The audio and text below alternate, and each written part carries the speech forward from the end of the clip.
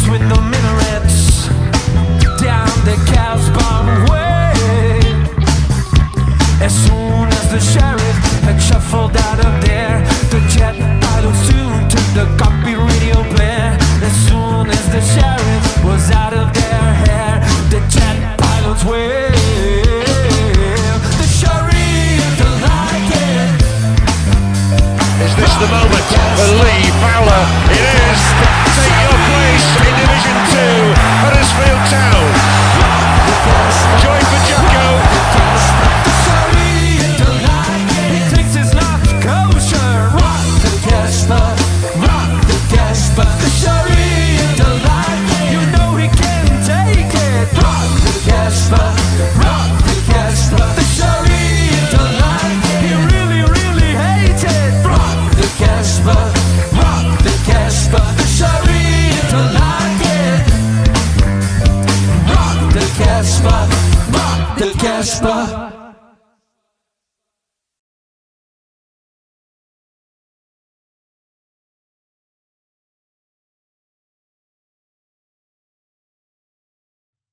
This episode is once again sponsored by the brilliant Magic Rock Brewing. Currently, if you're in lockdown and you need a couple of beers, Magic Rock are offering next day delivery for all orders over £40. No voucher codes needed.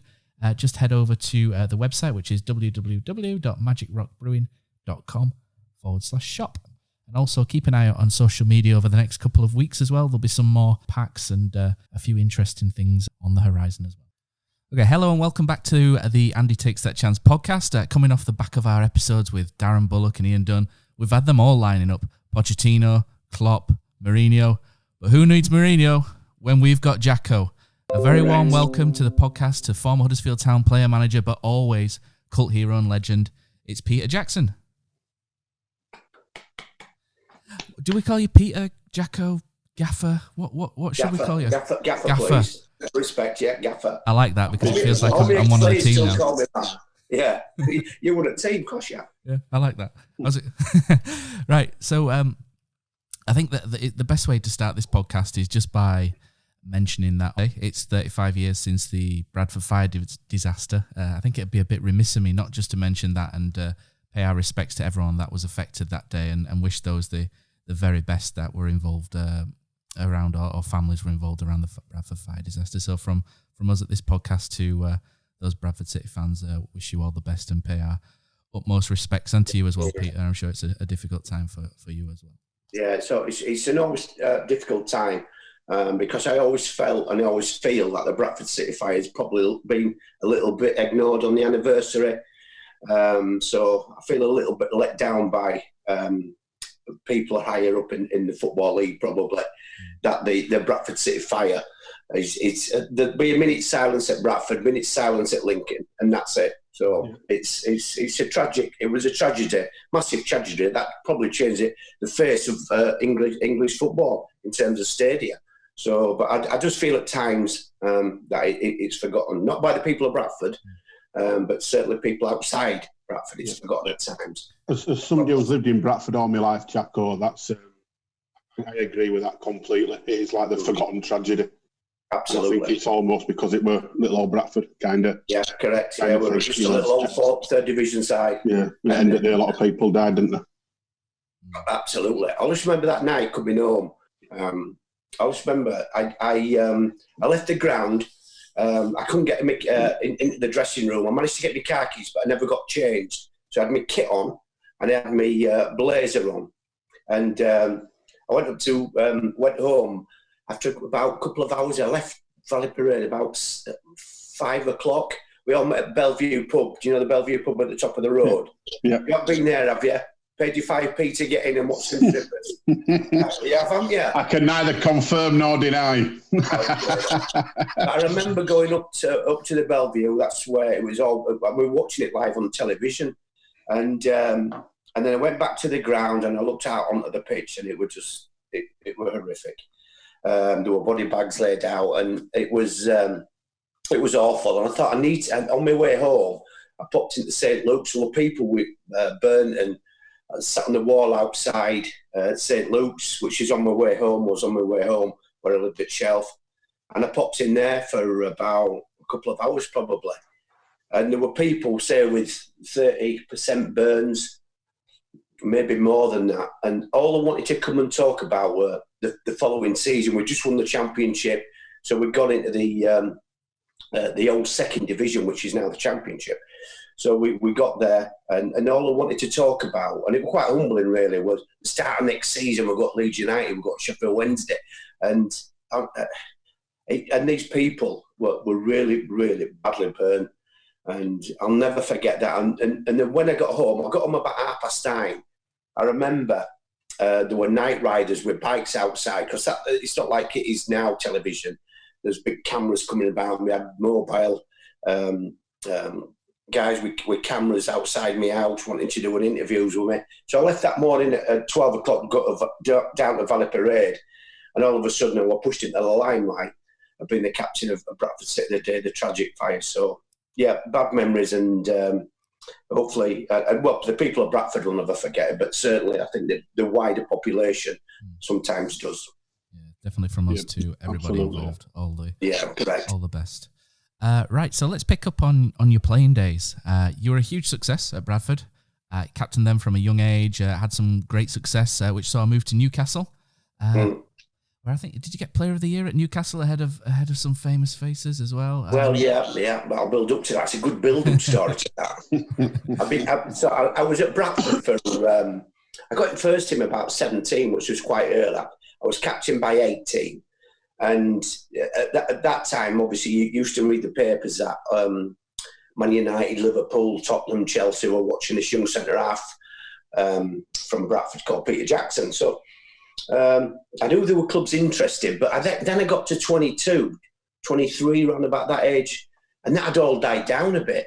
So I thought, I've missed my chance really to play at the very top level. I'm playing Championship football, but I want to go to Tottenham, I want to go to Chelsea. I want to go to Man United on a regular basis. Now with the blue, completely out of the blue, I'd been to a funeral that day on a Wednesday afternoon. I'd been to a funeral in Bradford. And I remember coming home because it was before the times of mobile phones. It was a landline used to ring. And it's Alison said, "There's Trevor Chirry on the phone." "What does Trevor Chirry want before my day off?" So I went across. He said, "Peter, we've accepted a bid from Newcastle.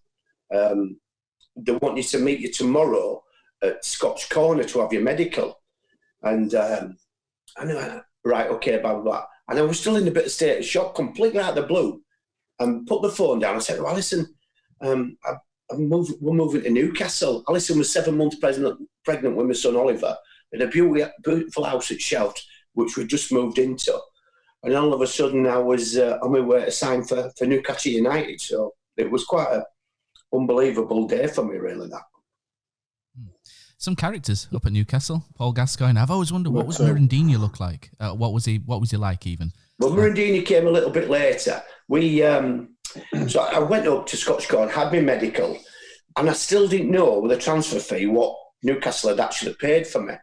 So we did the contract. There were no agents involved then. I remember meeting, I think it was Gordon McKee, he was the chairman then, and Willie McFall was the manager. Willie McFall was a goalkeeper for Newcastle in his day. He was in goal when Newcastle got beat at Hereford, and Ronnie Ratford beat from about 45 yards. That was Willie in goal. Willie McFall, bless him. So I signed, and I just said to Willie, can you tell me the transfer fee that you paid for me? I didn't have a clue, really. It didn't come into my head to mention it. He said, we've equalled our club record and we've paid 250,000 for you, which in them days, back in 86, was a lot of dough, a lot of money.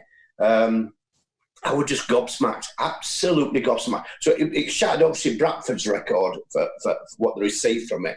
And it also broke, I think me and John Chewick were the other player who was involved with a record transfer fee with John Chewick. So I shattered both records. It was quite surreal. But then the best thing about it, I made my debut and we played away at Aston Villa. And I remember getting stitches and everything. And then my first home game, we played Oxford United at home. So I arrive at the ground at 1 o'clock.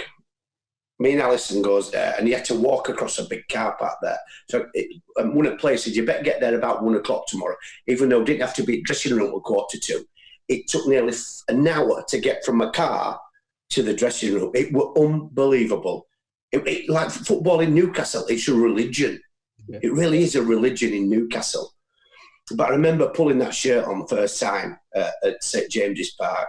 And I became sort of a cult hero. I played really well, having some good performances. And every week I used to buy the Match magazine. All footballers did, and they said they didn't look at the marks. They all did. So I got some 10s, I got 9s. And then at the end of the season, I were about 4 points behind Glenn Hoddle. And there's hardly any defenders in that. It's only strikers on midfield players. And there I were in second. Anyway, to go on though, but end of that season, I won the Player of the Year awards. By coincidental, that same day, Bradford City were having theirs. Trevor Chirry rings me and says, "Would you present our Player of the Year awards?"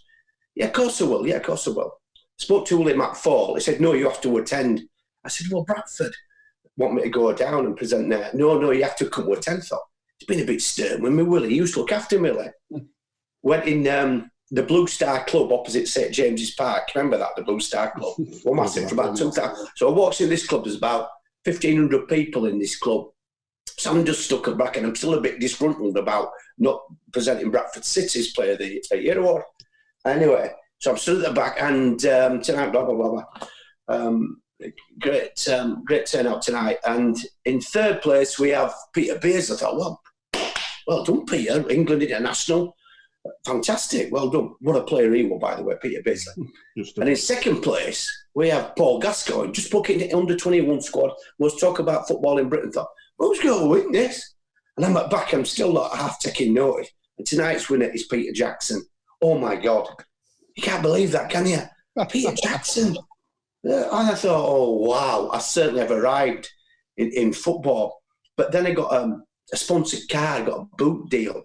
I had my own fan club up there, so I become sort of a Geordie legend. And I thought, well, and then years ago, about 4 years ago, I got enrolled in the Hall of Fame in Newcastle, which is fantastic. That's special, isn't it?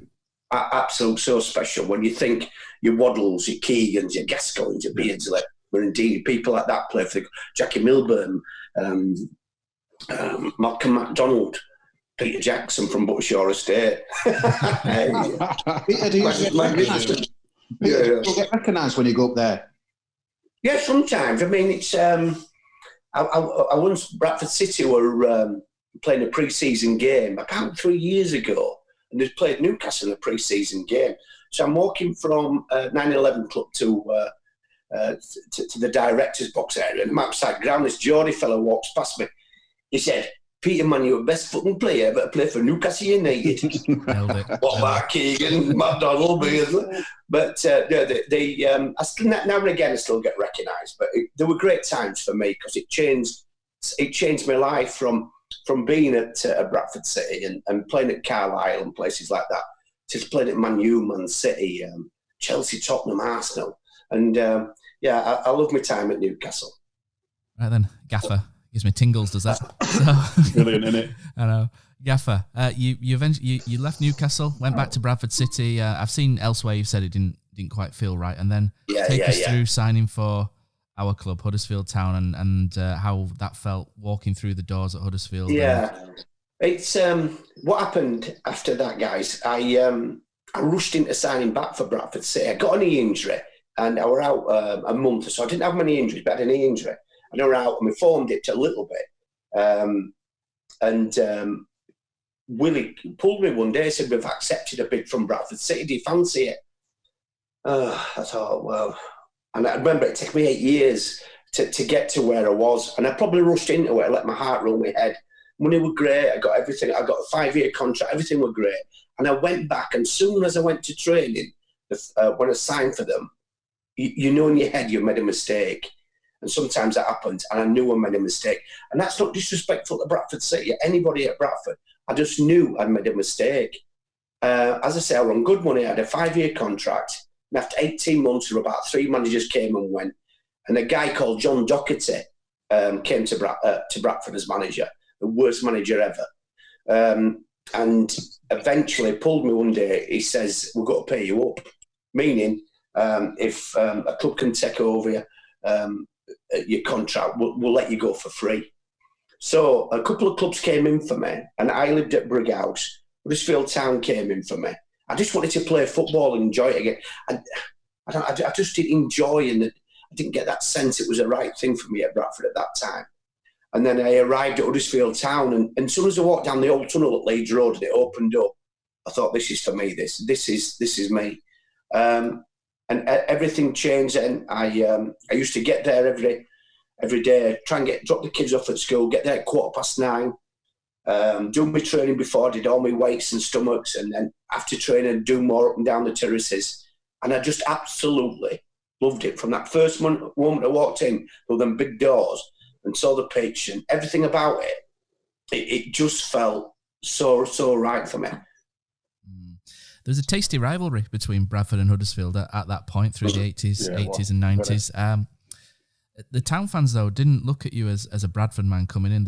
We took to you sort of straight away. You were made captain immediately as well. What was it like under Owen Hand at the time and being made captain straight away and everybody taking to you? It must have been a real sort of swell of momentum which took you on to... Yeah, that's right. Because I think they needed a bit of leadership at that time. We were struggling, and I liked Owen Hand as well. I thought Owen Hand was a good manager. He knew the game, and I thought it was really unfortunate to get sacked. But anyway, Owen took it on board, and he made me captain straight away. And the fans took to me, similar to what happened probably at Newcastle. Like they had this sort of figurehead of the club and the captain and the leader, and I just took to it straight away. And I just loved playing at Leeds Road. It was amazing. And there were such good days for me. And probably one of the best teams I've ever played in. You look at the back four, there was me, Graham Mitchell, Simon Trevitt, Simon Charlton. And then there were Kieran O'Regan, Chris Marsden, Ifeanora, Ewan Roberts, Gary Barnett. We had a really, really good side. Of course, God bless him, Ifeanora. Who can forget Ifeanora? My brother and my soulmate. So we had an amazing side, and it was tragic that night against Peterborough in the playoffs where we got beat at Leeds Road. So as I say, that side, I think Peterborough finished about 13 points behind us, and we drew them in the playoffs and they beat us. So I still feel a little bit disgruntled about that. But anyway, it was a good side. Take us through that season. Sorry, Cos. That back four you mentioned. So there's a stat for you here. Only conceded 38 goals that season. That's the lowest amount of goals conceded by any Huddersfield Town team over a 46 game season. Right? Well, yeah, so I looked at that last night. Right, yeah. Tim Clark takes a lot of heat from Huddersfield Town fans. He's seen as Tim Nice but dim. Tim Clark. Yeah. he's seen as a bit of a figure, shall we say? What was he actually like because he seemed quite a decent bloke. So he was a great bloke with Tim.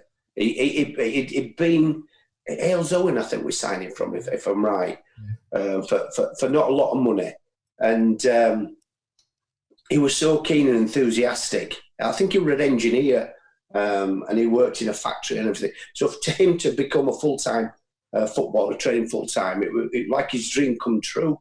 But what messed Tim Clark up was a back pass. He couldn't deal with a back pass.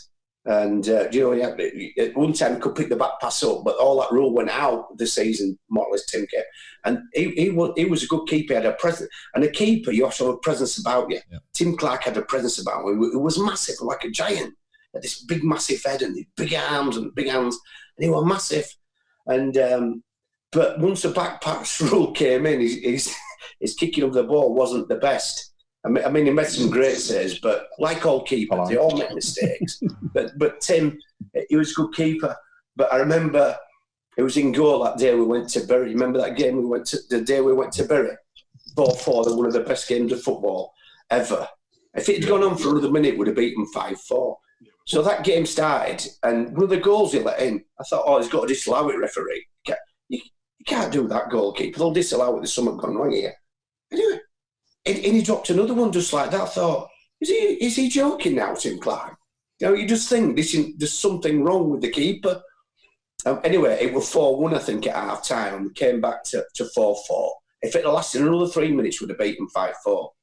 Yeah, but I have fond memories of Tim. He was a really nice guy, wanted to succeed, and I think he took a bit of a stick at times, unfair stick from Town fans. And Peter, that season against Peterborough, and he's nearly 30 years on, and I'm still staggered by it. I felt that was our season, which we deserved to go up, and it must have been devastating as a player. I mean, I remember the police officers on in the crowd. Yeah, I know. There were a lot of trouble, wasn't there? Yeah. Did you think we should have gone up that year, mate? Oh, I did, and I felt like that. And it took me a while to get over that, actually.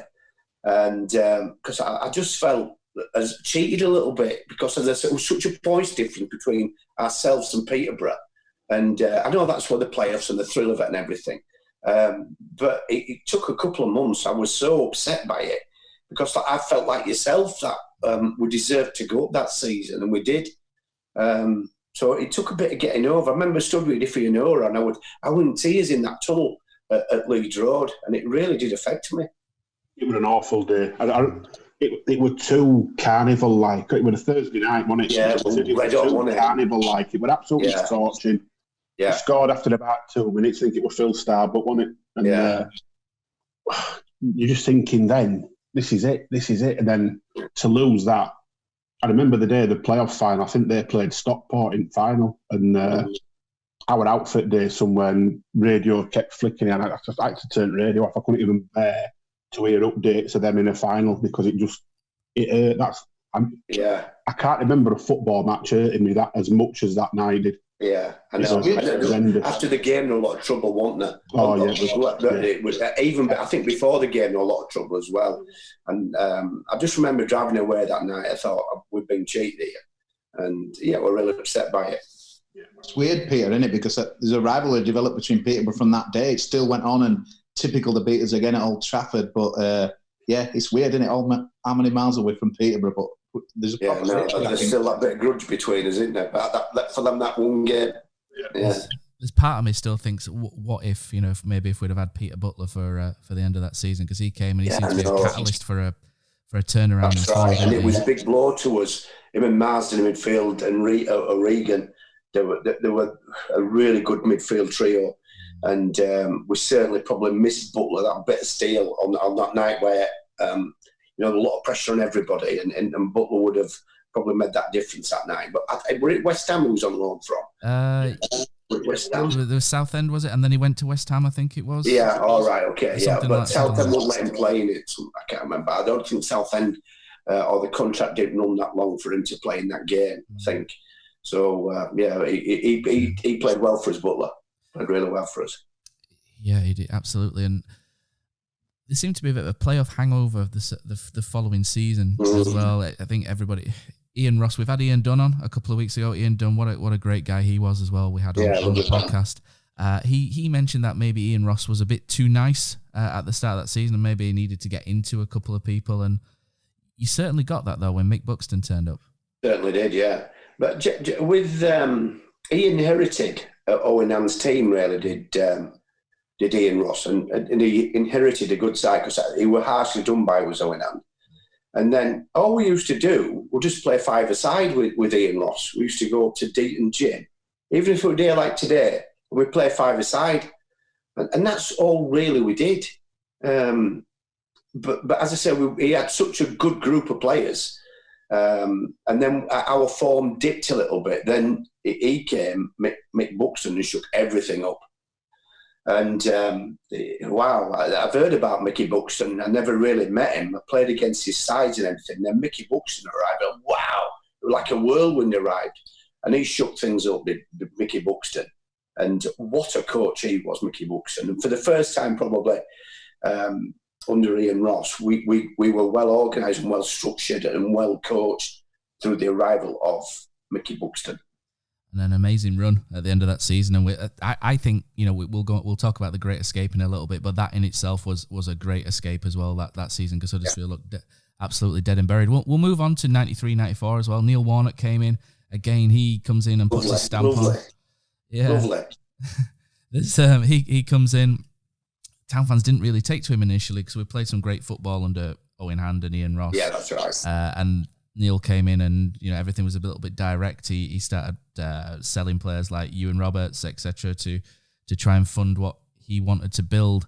We had Darren Bullock on last week, my hero from the 90s, my playing hero from the 90s, Darren Bullock. He said when he came in, he kind of went through everybody. When he first joined, I'm sure there's some good stories with Bully as well. But that season mainly centres around the Autoglass Trophy and that Autoglass Trophy run. I remember you playing in the Northern Area final against Carlisle. You've got to claim that first goal as well from the corner, I think. Of course. It came through. I remember that the whole narrative of beating Carlisle was Jacko's going to Wembley. Everything was sort of like, and I remember the town fans in the cowshed singing Jacko's going to Wembley. It was, a kind of a really happy time as well. And I think we as fans were gutted for you that, you didn't get to play in the final. Just take us through that season and that experience as well. And did that really sort of lead you to sort of realise that you needed to move on elsewhere? Well, Warnock decided he needed to leave. But I remember the arrival of Warnock, and he didn't get off to the best of starts, I must admit.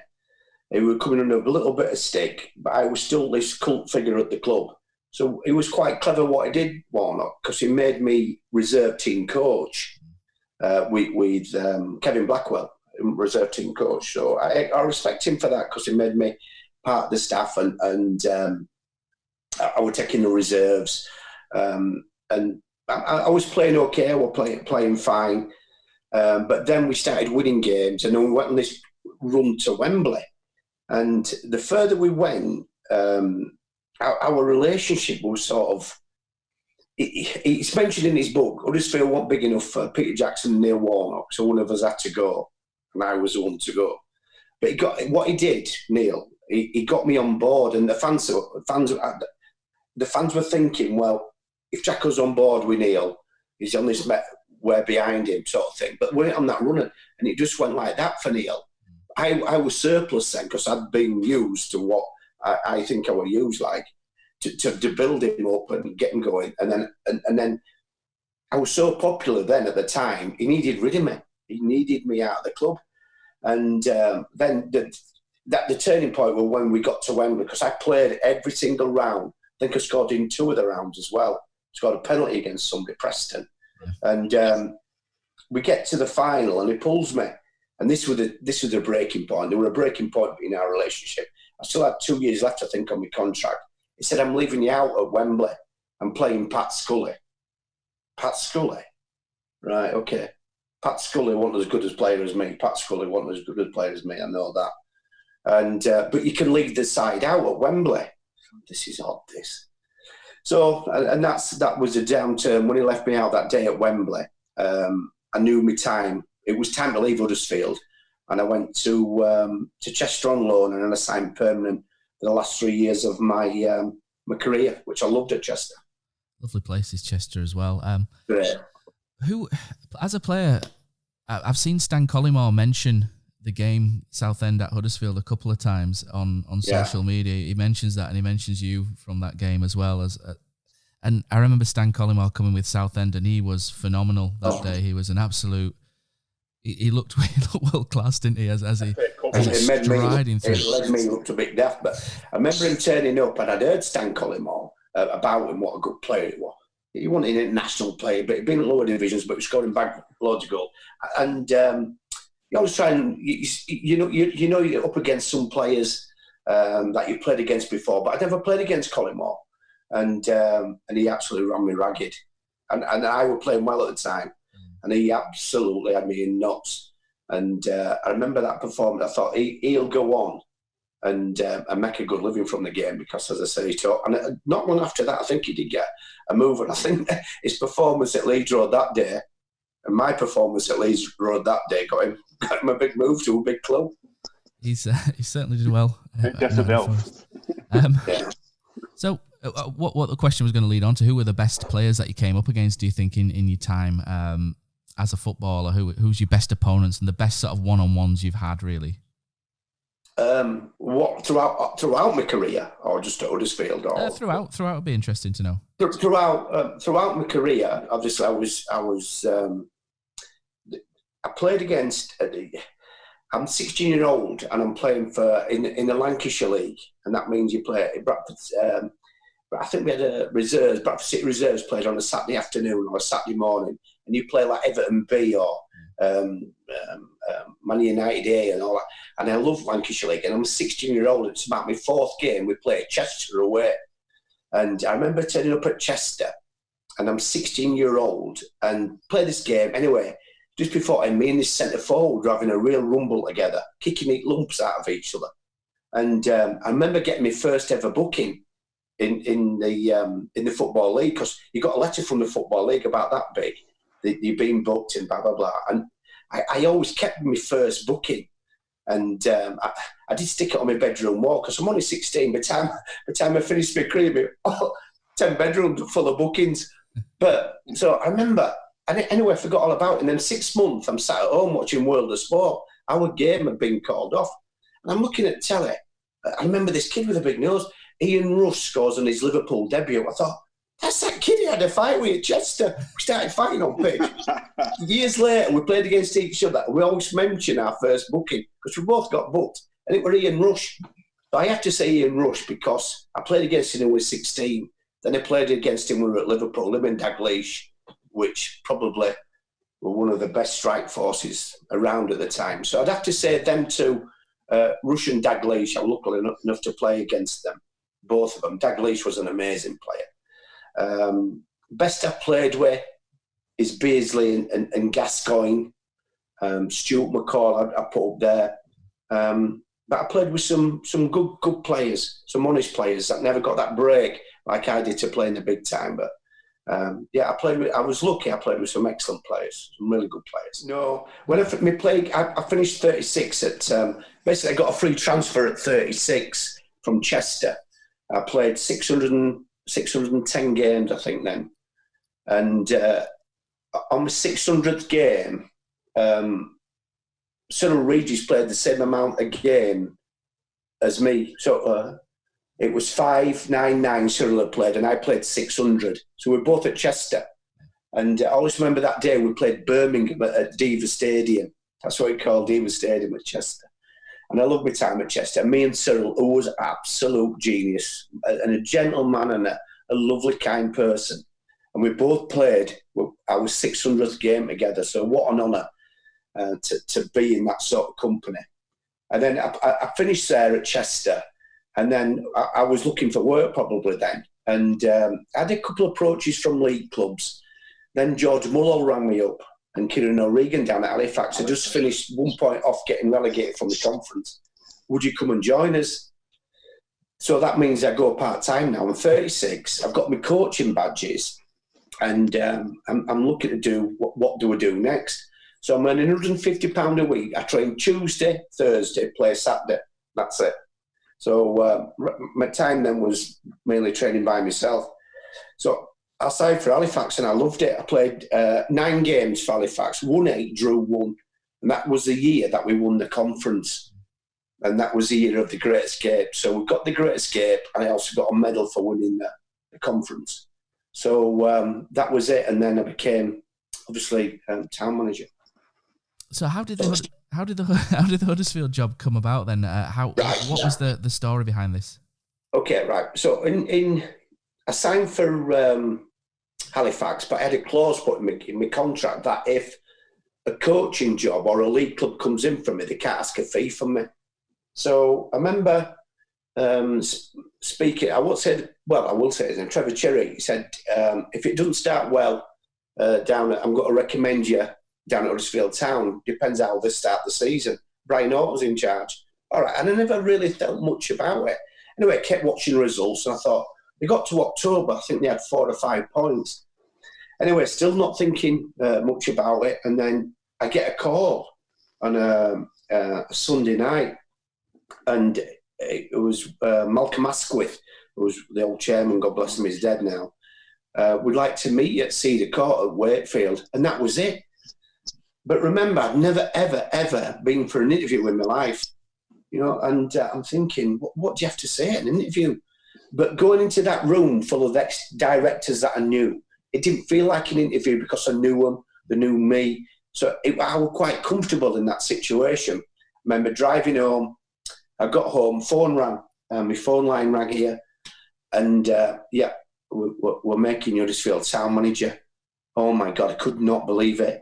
I'm a championship manager, I'm 36. I had no managerial experience, got my coaching badges. But I'd never done a staff meeting or a presentation to the players or whatever. I've never done anything like that.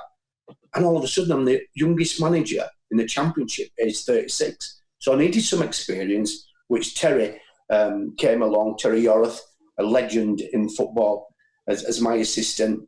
And that was it. I remember waking up and then they sacked Horton on the Monday. I was announced on the Tuesday. But remember, in that side, or at the club, there were at least 5 or 6 players who were still at the club when I was playing there. So obviously that had to change because they had to call me the Gaffer, not Jacko. They had to call me the Gaffer. So my life changed then. It really, really did change. Going from a part-time footballer to being a championship manager. Wow. I got my first mobile phone, Nokia 610. I got like a Mercedes car. Oh my God, this is wonderful. But obviously, they were all wonderful, but there was this, people don't realise how much pressure there is in being a football manager. But I absolutely loved it. And, every day was a learning curve for me in terms of how to deal with problems. I had no experience. So I thought my first day, I'm looking at the squad of players that I have, and there were some good players there, but we're rock bottom of the championship, only 4 or 5 points in October. And I need to speak to the players when I want to. You can speak to them as a group of people, but sometimes they don't open up to you. But you speak to them as individuals, they'll open up to you. So I thought I'll start at the top. I'll bring Andy Morrison in because he was the king of the club. He was the captain. everybody was frightened of him. Because it still was am, quite a terrifying, yeah. No, but I pulled him in, and he had one or two issues and problems, and I got Andy on board with me. I helped him a lot in certain things. I don't want to go into too much detail, but I helped him a lot in certain things. He came on board, and all of those players, well, if Andy's on board, I'm coming on board. And he led the dressing room for me, did Andy Morrison. So I got everybody on board, Marcus Stewart. We had a really good group of players. And then, was there any difficult characters in that? Were there any, for me, sort of, I don't want to leave? Oh, yeah, because, I mean, you call a problem. I called every player in, like I called Andy Morrison in. And you think as a football manager, you pick your side, blah, blah, blah. You do an interview, do a bit of coaching, that's it. There is so many problems to being a football manager. I called Andy Morrison in. I called all the players in. And it took about 2 weeks to probably go through them all my players, to ask about their lives and things like that. And they were like drinking problems, anger management, gambling, wives having an affair. There were so many different problems. And I'm 36 and I'm not really trained. I'm not a counsellor. I'm an ex-football manager, being a manager now. Ex-footballer being a manager. You know, I wasn't qualified or trained to do any of this work. So every day we're like, how do I deal with that problem? How do I deal with that problem? You know, and there were far more different things. Then you deal with that. Then you'd set off to go watch a game at Crew. So you set off at, I don't know, 5:30. And then you get to game, and you get home at, say, 11:30. And then you'd be up at 6 o'clock the next day, back in your office at 7, and it all works again.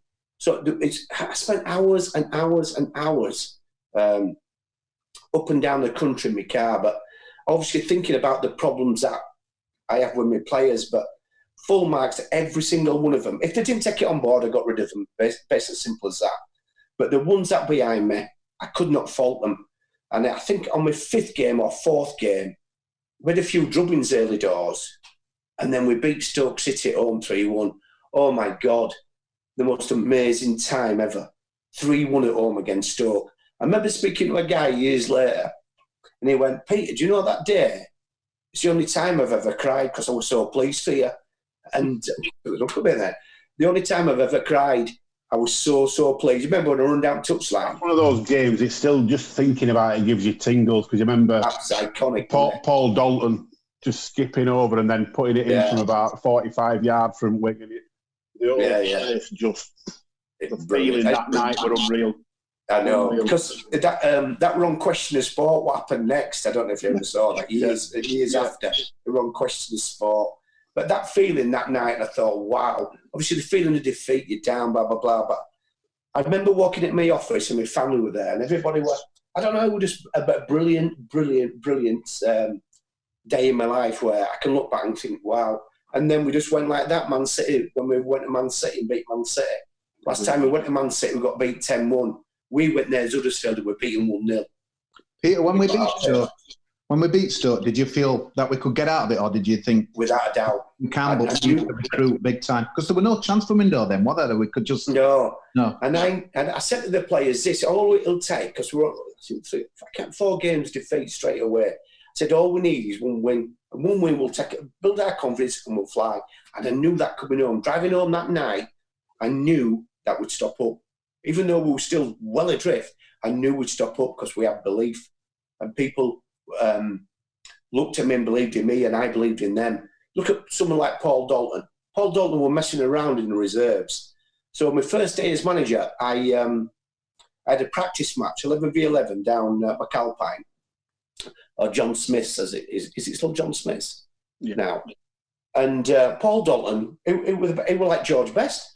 So I pulled him after the game. I said, "Come in my office. I want a word with you." I didn't really know his name. I've heard of Dolly, but tell me about yourself. Sign for Mark. I said, "Well, why aren't you inside?" He said, Orton said, "I can't edit, I can't tackle, and I don't track back." And I thought, right, how do it? I'm thinking. I said, right, you play in a game. You don't have to head a ball. You don't have to track back. And you don't have to tackle. How about that? People just give you the ball. You do what you want. Really? I said, yeah, do what you want. And that's how I've handled Paul Dalton. All of a sudden, no, he did start tackling. He did start running back. did start heading the ball. Just needed somebody with a little bit of belief in him, didn't they? Exactly. That's all it was. He was unplayable. That's Great Escape season. It was unplayable. It was unbelievable. The thing was, Peter, though, it wasn't just that way. It stayed up to the football we played. Normally, when you dig yourself out of trouble, you kind of have to go very direct. And don't get me wrong, we did play that at times, but we played some real football. We played football to get ourselves out of trouble, which was kind of a double bonus for me, I thought. Yeah, and it were really exciting times. The only thing about that season that I felt really let down by is the last game of the season. We play Port Vale. And everybody got dressed up in Great Escape gear, and it was a real carnival party atmosphere. And it went a bit flat because we got beat 4-1. But I will remember that game is so Port Vale had to win. If Port Vale won, Man City were down. So Man City had to go to Stoke and win. Man City went to Stoke and beat them 5-2. So that meant it's all back to Huddersfield. And they beat us. And I work for the LMA now, and I look after a manager called Gareth Ainsworth, who was playing for Port Vale that day. And they beat us 4-1. Just a freak result. I remember that the following day I was getting death threats and hate mail from Man City fans saying, you sent us down. You sent us down? What do you mean? You had 46 games to stop up, and you're blaming my side, Huddersfield, for going down the last game of the season. Be real. You know what I mean? I just felt, what are you saying that for? Anyway, but I was so proud of that team, that Great Escape season. They were magnificent. And then a year to the day when I took over as manager, went from bottom to the top of the championship. I bet there's not many managers done that in their career. Take a team from there to there. I remember that night when we went top. We were in that massive stand away at Tranmere. Yeah. We were in that huge stand that just looks completely out of place at Tranmere. And I mean, Marcus Stewart and Wayne Allison, it was a Friday night, it was on telly. We were in red and black Panasonic stripes, and it was just everything about that night were top at league. I remember when we went top again, and I don't know, it was the season after, Pete, but it might have been that same season when Ben Thornley scored that last-minute win against Wolves, and you went charging down the sidelines. Tremendous day, that. I know. Ben were a lovely kid with Ben Thornley. I've seen him since, Ben. He hasn't changed, and we're a lovely kid. But but good days. But that night at Tranmere, I remember that it was a Friday night, and we goes to Tranmere.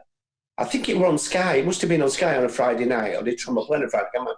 And I remember going to Tranmere that night, and I said to the lads, I said, if we win tonight, lads, obviously they didn't know about it. I said we can go top. We can go top of the championship. And I remember coming off that night, and we stopped off somewhere around Cheshire or somewhere, I can't remember. And we stopped off, and we had some shit. All lads had some shit. I stopped at the hotel, and we had a bottle of champagnes and that way. What all my players are drinking. It were great times, really good times. But I remember that day. The following day, we were playing Everton in the Cup. I don't know whether FA Cup or League Cup. So I took my son to Everton, and I remember driving. And that day, I got delivery of the Mercedes car. So I had my Mercedes car, my Nokia 6310. I'm driving to Everton with my son. I was proud as punch. It comes on Huddersfield reached the top of the championship. So that I arrive at Everton, and there's a car parking spot, and Mr. Jackson this way. I thought, this is fantastic. Director's box at Everton. Oh my God. I said, where's my life gone wrong, all my little lad? And I thought, oh, wow. I just remember that day. I was and driving home again. I remember driving home. I thought results had to go for us to remain top. And the team that were below us got beat, and Huddersfield remained top. Went, get in. It was just brilliant. A brilliant weekend, that. That's amazing. So not only were you Huddersfield Town football manager, you were crowned the best looking football manager in the league by Sky. Yes. I'm sure you can see why, can't you? You can see why. Still got it. Absolutely, still got it. Still got it. I'd be interested to know about the battles with Bradford City. You know, coming from a Derby point of view, and how you were received going back to Bradford City as well. Because we did. I thought we'd put a spanner in their promotion party this season after. Yeah, we beat them twice, didn't we? Yeah, and Nico Vassen's penalty. You know what a game! Nico Vassen's penalty save. Wayne Allison dominating Darren Moore. an amazing game. What are your memories from going back there? And I didn't enjoy going back. I didn't enjoy going back to Bradford City. I must admit, the amount of abuse and stick I got was unjustified, really. Obviously, I've had some memorable times, 8 years going through the Bradford City fire, resigning, which I admit and I acknowledge that it was a mistake. And I didn't do myself justice. The only time I've never done myself justice in football. And I got a horrendous stick going back. Really, really obnoxious, horrible stick. Anyway, but it's part of being a football manager that you get abuse and you get stick, and I certainly got some. The worst stick I ever got, or the worst thing ever said to me, I'm manager of Lincoln, and I were doing all right, and I just recovered from throat cancer, and I went back. Anyway, we played Port Vale on a Tuesday night, and there's 10 minutes to go, and we're winning 1-0. And a fella, he stood about 50 yards away from me. He shouts at me, "Jackson, you're a wanker, you should have died of cancer." I'm thinking, I can't believe what that bloke's just said. I mean, if I'd have turned around and said that to him, they called stewards, please get him out. He says this to me. And this fella said this to me, saying, that's wrong now. You expect stick, but when it reaches that certain level, you think, that's ridiculous, and he stepped well over it. I don't know what goes through people's heads sometimes when people shouting. No, but I once got a bit of stick from a Town fan. Can I tell you about that? Yeah. Yes. So we're doing well. I'm just on my way with my young guns, my young lads. The second time as manager. And I'm on my way to Cardiff. The week leading up to Cardiff, I'm sat in my office as a phone call put through on the landline, which is unusual because I had my Nokia 6310. Playing Snake on it. Yeah. And I got a phone call in office and blah, blah, blah. It's David Richmond at Leeds United. He's chief executive of Leeds United. And I know David Richmond from Bradford City days. And I'm just thinking he's ringing me to say good luck at Cardiff at the weekend. So this is on a Monday. So I'm in the office with Interior. I was just about to go out and put through on hi, Peter. Yeah. Good luck at weekend. Can we come and meet you? We want to meet you. What for? Are you taking me out for? No, we want to see if you'd be interested in taking a Leeds United job. I think Peter Reid had just left, and it's the time Kevin Blackwell got appointed. So anyway, I said, listen, I can't. I'm sorry. I'm on my way to Cardiff. On the Thursday, we're setting off to Cardiff. So he rang me on the Monday, and he rang me again. Can we meet you? I said, no. If it comes out and I chat with Leeds United, we get beat. My mind went on it, blah, blah, blah. I said, no, I can't meet you. Anyway, so that afternoon, it come out in papers a bit of rumour that Jacko could be is a target for Leeds United. And then, so I'm walking around Brighouse, just come out of the supermarket, this kid walks past me. He goes, Jacko, I'm a Huddersfield Town fan. If you take the Leeds United job, I'll come up and burn your house down. And walked off. I didn't meet Leeds United. Yeah, oh dear. But then after I went to Cardiff, won the title, and I think that day they appointed Kevin Blackwell as manager. But that's the only time I would have got a little bit of stick, but that was probably the most frightening. That when you let's Jacko, wrap up. Jacko, what did you used to often? I think did you get mad when kind of people maybe said that kind of you were the motivator and Terry maybe were the tactician? I kind of hear that from a lot of people, and sometimes I think that's pretty unfair. It's like you look at certain Terry. I still admit he wasn't a very good manager, a good coach, but he wasn't a manager. I'm not a very good coach, but I know I can manage people.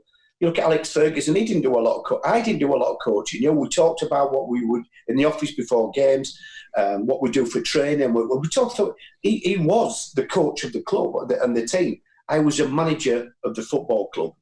And there's a massive, massive difference. You know, Terry used to be there and he'd be finished at 2 o'clock, 3 o'clock. And then, you know, I'd go and watch players, I'd do all this, I'll do all that. So there's a big difference between, we were a fantastic partnership and it worked really well. He had that experience, and he's an experienced player, a person with me that I could trust, and I trusted Terry with my life, and we were excellent partnership. But I agree with you. Terry was the coach. I said, this is what I need doing today. This is it. But we'd go through different things on the board and everything. So, but he was my coach, and I was a manager of a football club. I remember when the start of that promotion season, we're going to a pre-season friendly where Emley, when they played at Wakefield. Oh, I remember that. And it were red hot, and we're stood behind where you were in dugouts, and there's all these players in it, Tony Carrs, Robbie Edwards, and none of them could actually sign a contract out, could they, at that time, because they were all administration stuff were going through. But because they'd bought into this vision that you'd sold them, they all basically put themselves at risk of not being able to sign for somebody else because they believed in this. And guess what they did there, Neil? So I'm speaking to players, and because we were administration, we couldn't actually sign players. Yeah. So they were signing letters of intent. So basically, a little bit of paper. If Huddersfield come out of receivership, I'll sign a 2-year contract or whatever. And I remember pulling Sodji, World Cup. He played in the World Cup 12 months earlier. All of a sudden, he's signing for me. I said, I was brutally honest with them. Listen, I have no contract to offer yet, but they believed in myself and they believed in me, and they liked what we're talking about. They liked the club, like Huddersfield Town. You take people out of Huddersfield Town, the stadium, everything. It's fabulous. It's not as though you're taking them to Scotland at Rochdale. No respect to Rochdale, but especially 20 years ago as well, which 16, 17 years ago. Exactly.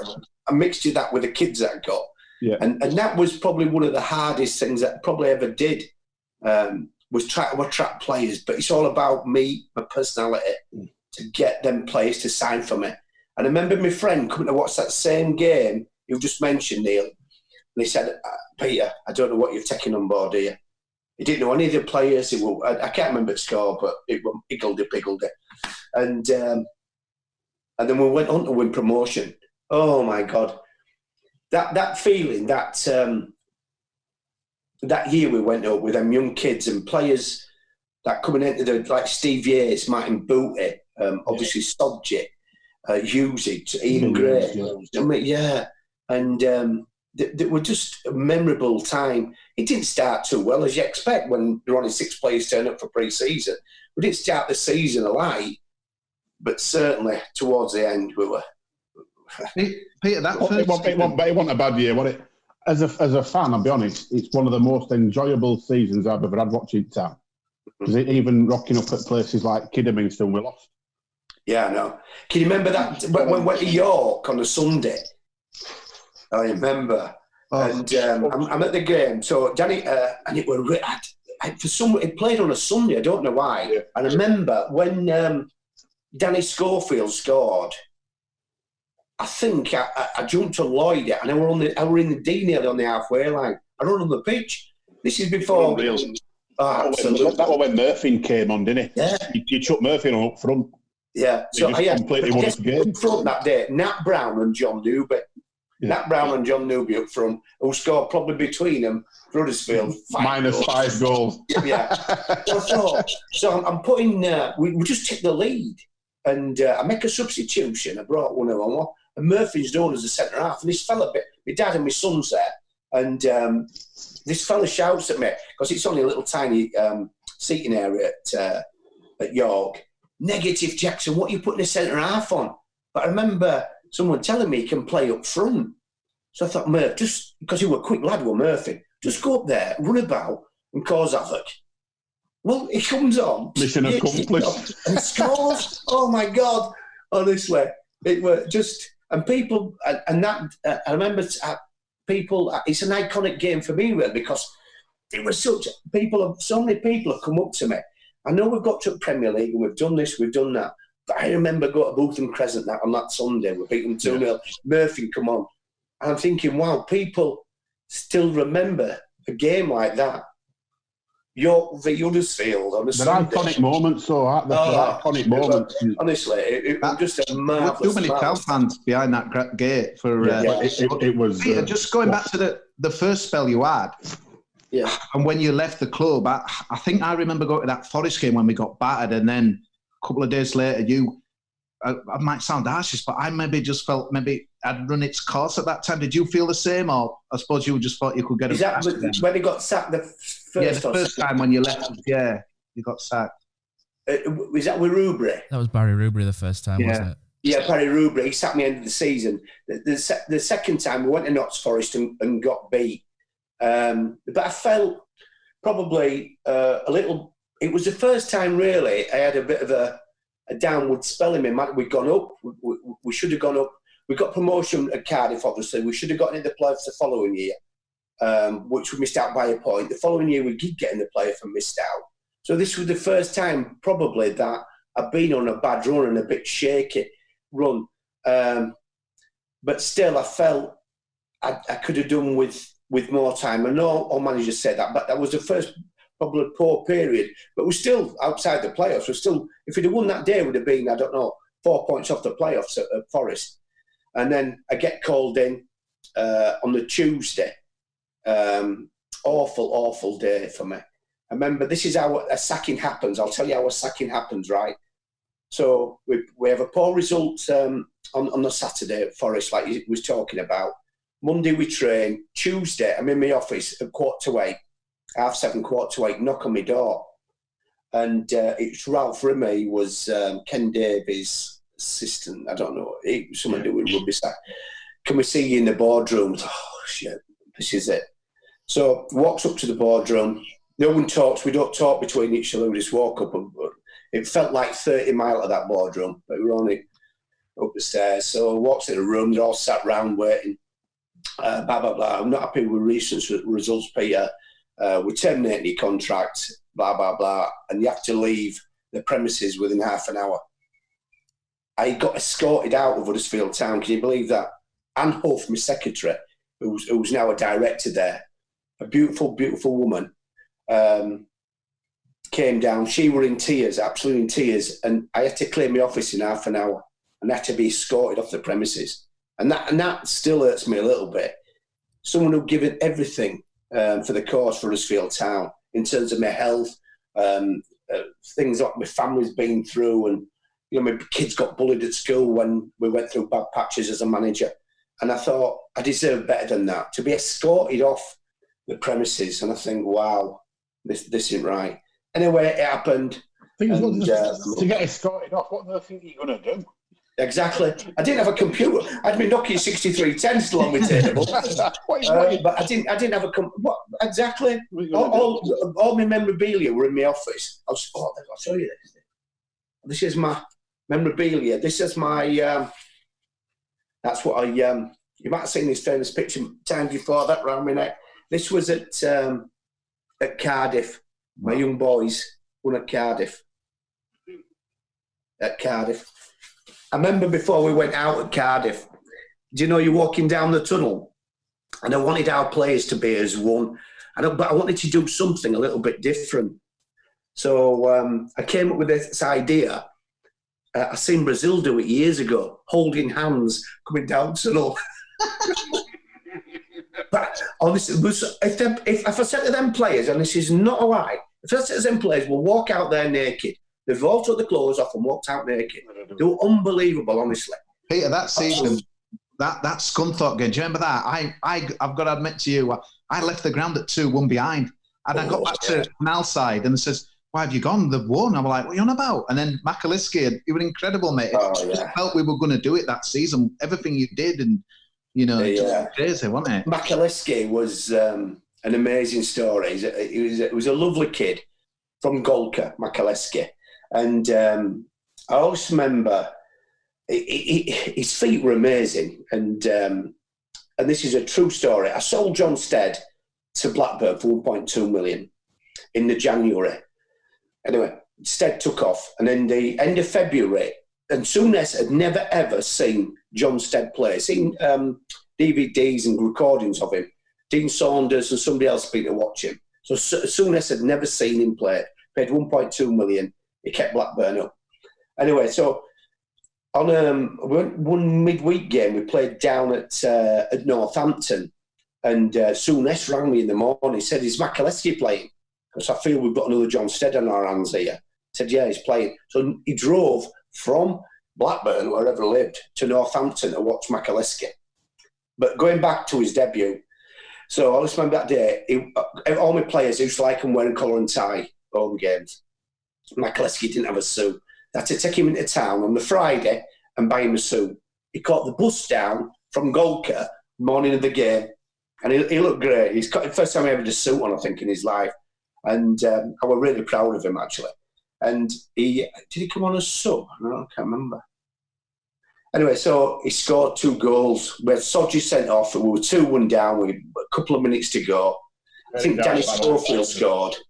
I think he got sent off, so we were down to 9 men or something like that. Can't remember.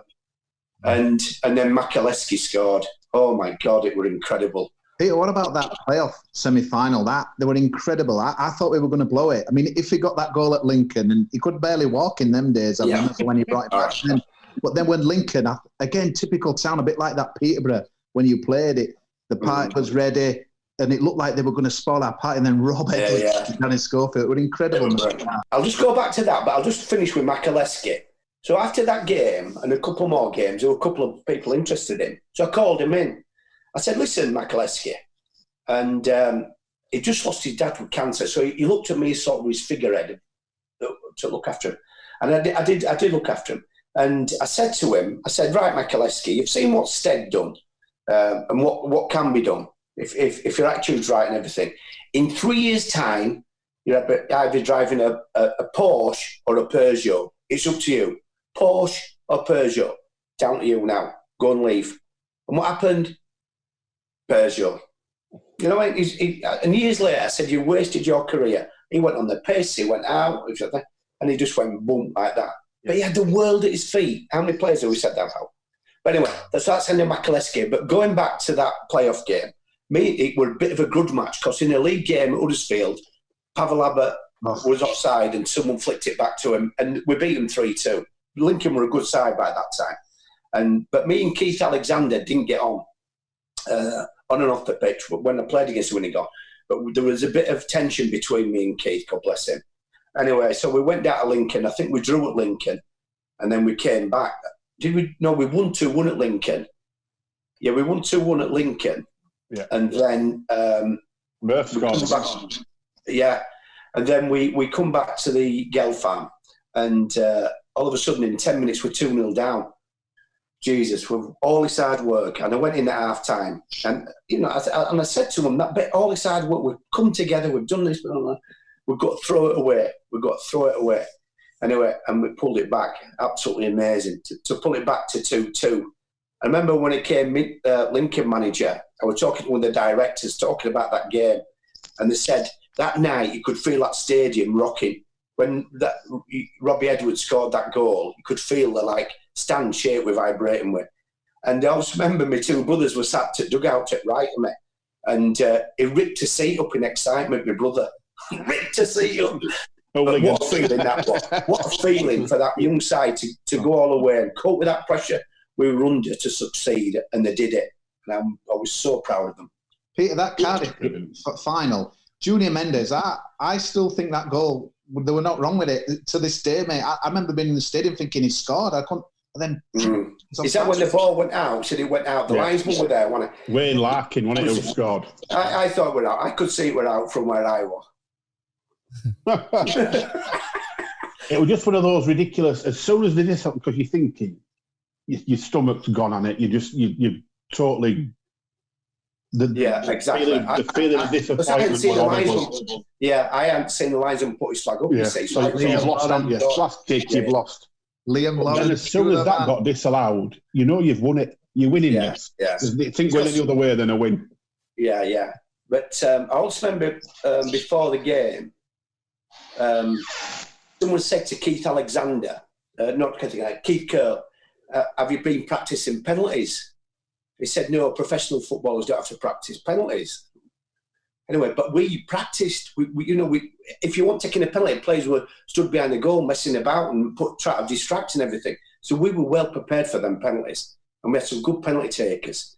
And obviously, problem boy Fowler scored the winning penalty. Cardiff lad, Welsh lad, Little Lee. and he scored the winning penalty. But we were so well prepared to go to penalties. To be fair, you'll never see 4 cleaner penalties than that. Oh, absolutely. Keeper not seen one of them, has he? That celebration at the end, that where you're in, with that medal and the fireworks in the background, that one of the most iconic moments for me in the last 25, 30 years. Yeah, it was brilliant. Yeah, me and Boody, because Sodji got carried off again. Sodji used to fake injury at times. And I knew when they were kidding. And anyway, so after that final, people don't know this story. It's that after the final, we were all carrying on and drinking beer and champagne and things. Hello, pussycat. And then we get on the coach. And one of the lads, Andy Aldworth, I think, said to me, Gaffer, what about Sodji? Oh, fucking hell, Sodji. I'll ring, anyway. Right, okay, right. Right, lads, we have a choice. Do we go and see Sodji at hospital, or do you want to all get home and we'll go piss in Huddersfield? Huddersfield, Gaffer, we'll all get back to Huddersfield. See you, Sodji. So, yeah, but that trip back, it was just, you think in your life, you go through certain moments, but to actually win a playoff final, and a playoff final when it goes to penalties. Oh, that Macclesfield game, just I think it was before Christmas, we got absolutely battered.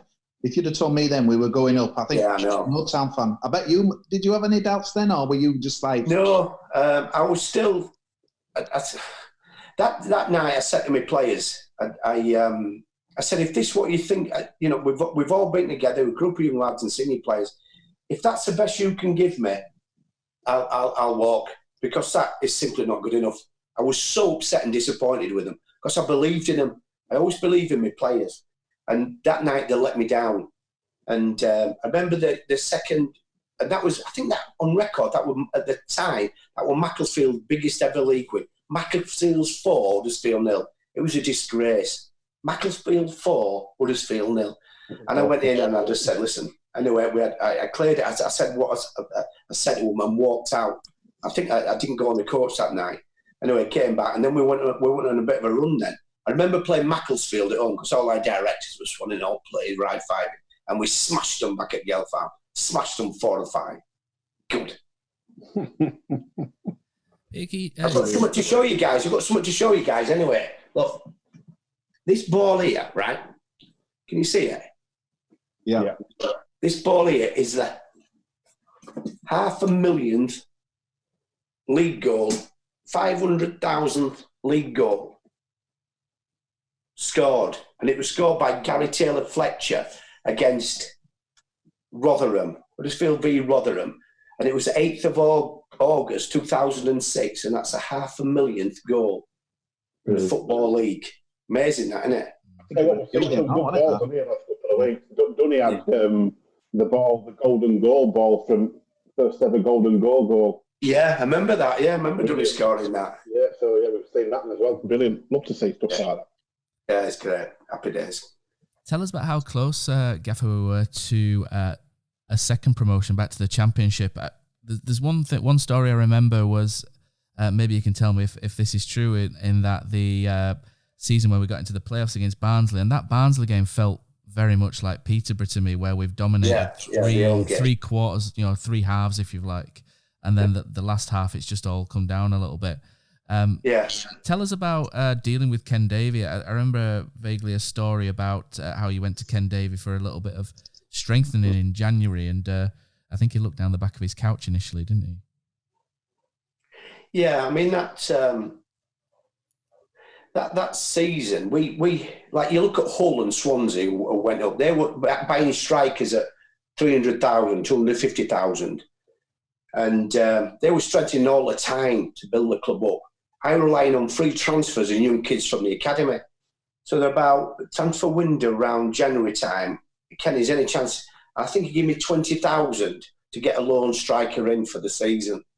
I'm thinking, there's Hull signing players at 300,000, Swansea signing players at 200,000, and I have to rely on loan signings, and I just felt at that time, if say, Dean had been there at that time, we'd have won promotion. With that, a shadow of a doubt, we'd have been in the Championship a lot sooner if I'd had the support and backing that I deserved.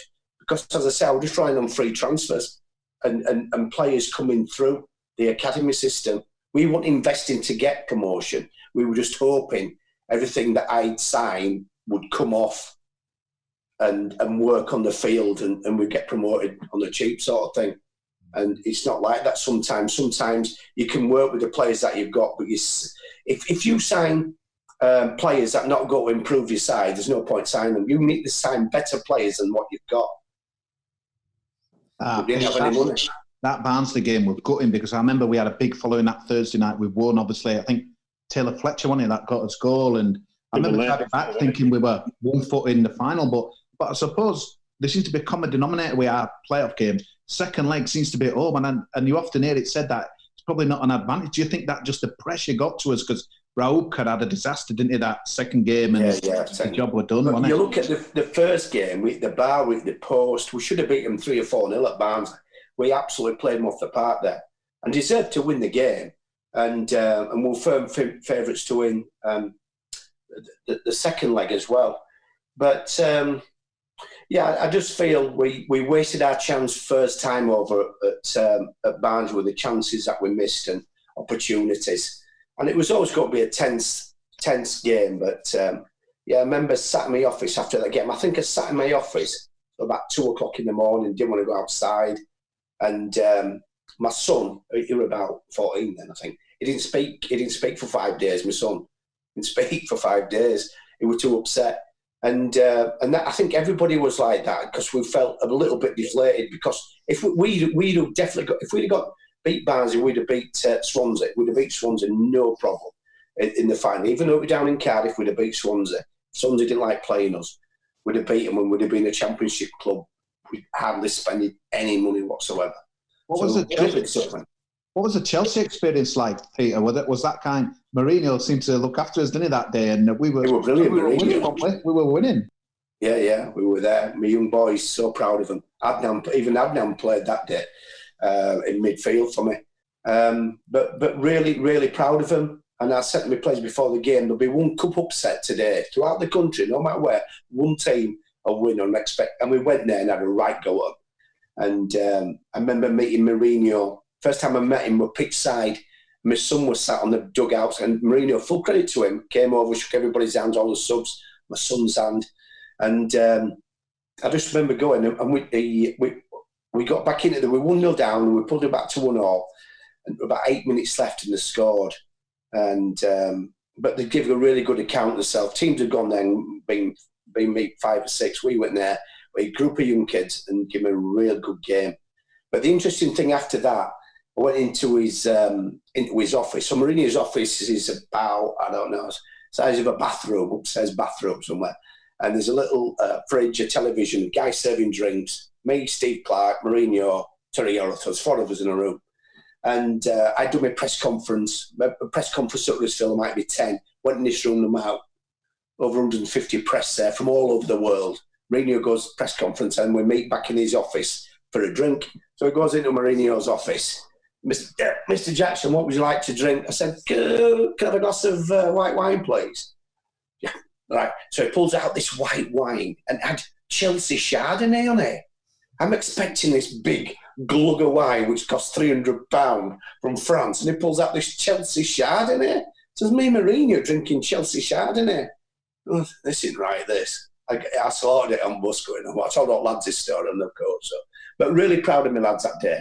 Really, really proud of them, of what they did, how they coped with it. But after the game, I said to Mourinho, is it all right if my lads get a shirt?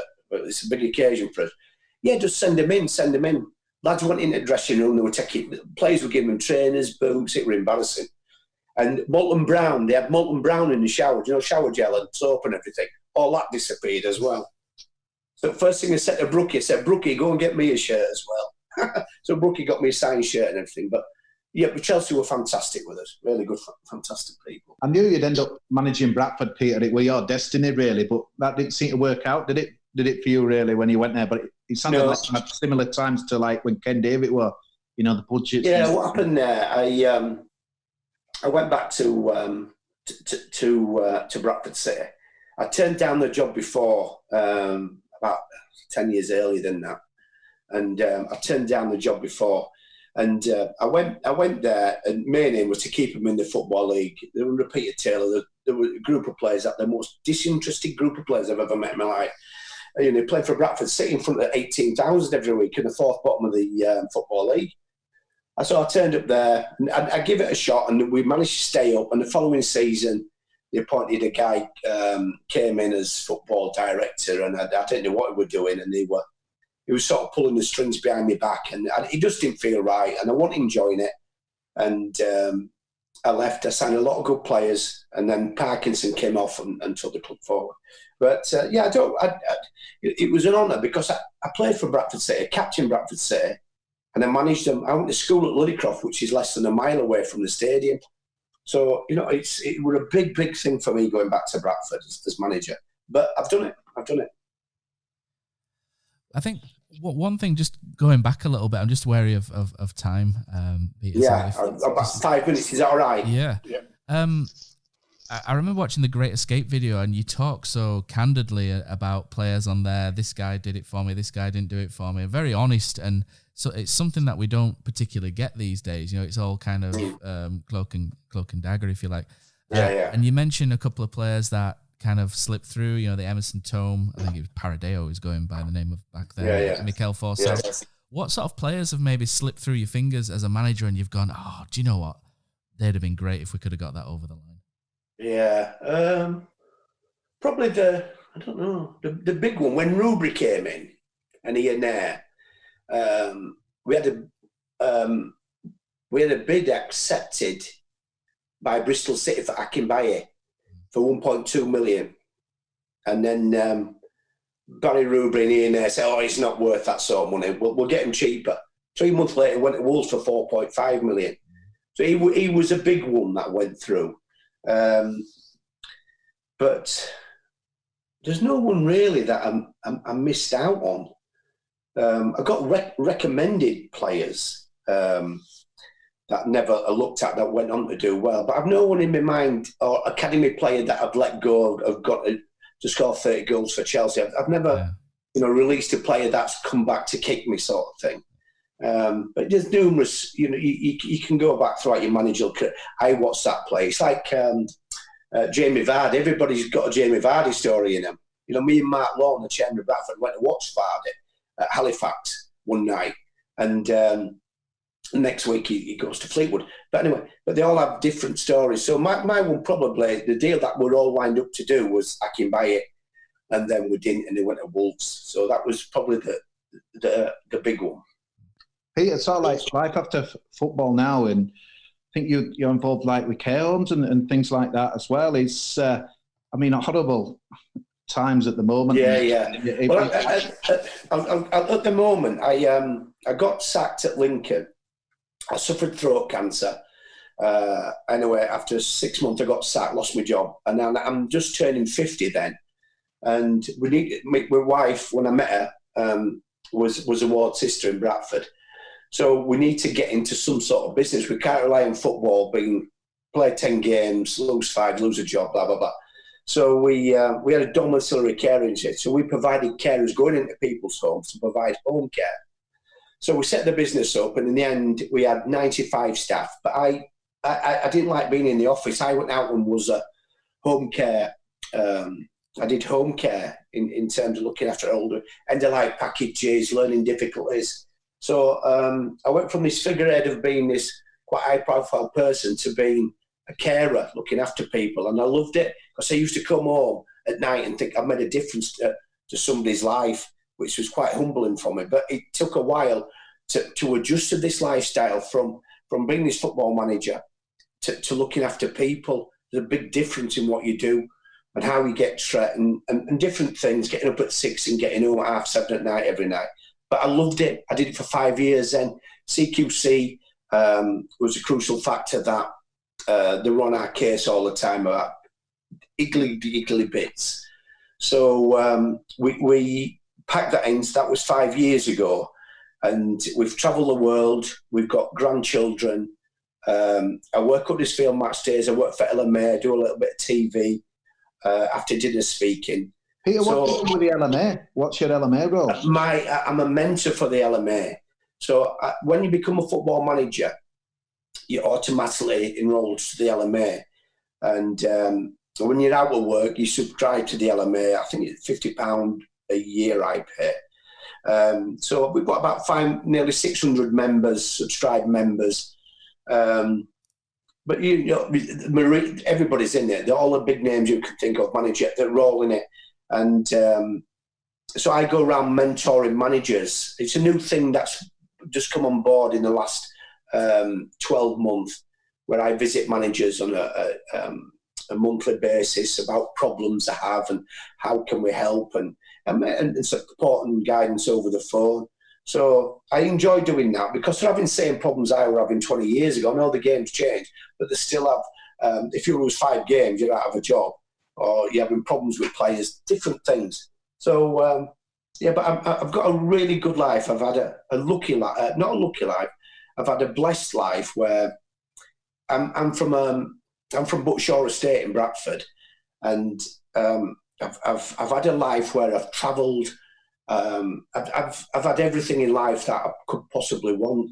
That makes sense. I've had success, I've had failures, but the most important thing is my health and my beautiful family that I've got. That's the most important thing, is my health and my family. So like at one time, before I suffered cancer, the most important thing was Huddersfield Town winning on Saturday, or playing at Bradford City, winning that game down at Luton. No, it's not. The most important thing is your family and your health. And if you've got that, you've got everything in life you need. I think in the current climate as well, I think that's sort of really telling. And I think a lot of people are realising that that is exactly what's important at the moment, because all the other stuff is really peripheral to what makes you happy. Without about your family and your friends. I've had some amazing, amazing happy times. I've had some sad times, don't get me wrong. But I can turn around when my life's finished, sort of thing, hopefully a long, long time away, and look round and say, he didn't do bad. I think it's fair to say that. Finish, yeah. I think I'd like to think I speak on a lot of Huddersfield Town's opinions, and just say thank you very much for what you've done for Huddersfield Town Football Club. You've given us several amazing years throughout the 90s and then 2000s as well, and thank you for coming onto the podcast, and thank you for what you've done for our football club. And it is a shame maybe that you didn't get a chance under Dean, because I think we'd have seen an amazing rise of Huddersfield Town. But I hope everybody keeps safe, and hopefully we can get the season underway. But I'd like to thank the people of Huddersfield and the supporters of Huddersfield with what respect and dignity they show to me every time they meet me, and long may that continue. So it's well earned, Gaffer. It's well earned. It's fully deserved. Cheers. Thank you, man. Thank you very much. All right. God bless you. Take care. Cheers. Thanks very much. Bye-bye. Hey, how do we turn it off now? What do we press here? Stop video. Leave. Yeah, leave. Oh, that button there. Cheers, Jacko. Cheers. Yeah, mate. Bye.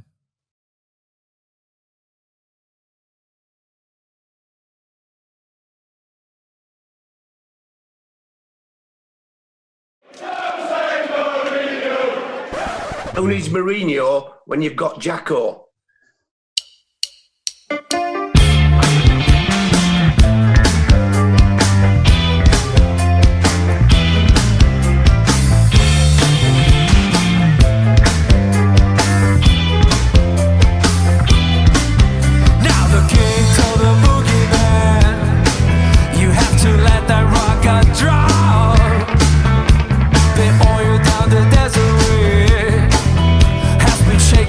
The